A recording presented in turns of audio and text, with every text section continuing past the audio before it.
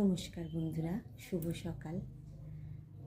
এখন বাজে 9টা বাজতে 10 মিনিট বাকি।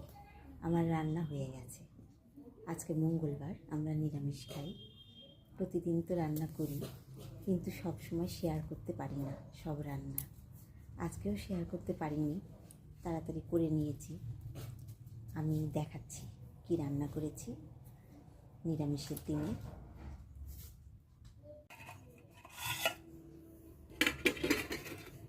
এই দেখুন, করেছি লাউ দিয়ে, আলু দিয়ে, ডালের বড়ি দিয়ে নিরামিষ তরকারি।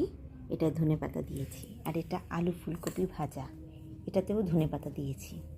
আর এটা করেছি মুগের ডাল লাউ দিয়ে। এই হচ্ছে আজকের লাঞ্চ মেনু। আপনাদের দাদা স্নান হয়ে গেছে, ওই যে মন্ত্র পাঠ করছে। আর আমি তাকে এখন ভাতটা করে দেবো। দুজনের সংসার হলেও কাজকর্ম তো অনেক থাকে, সেগুলোই এখন করি। আজকের মতো এটুকুই।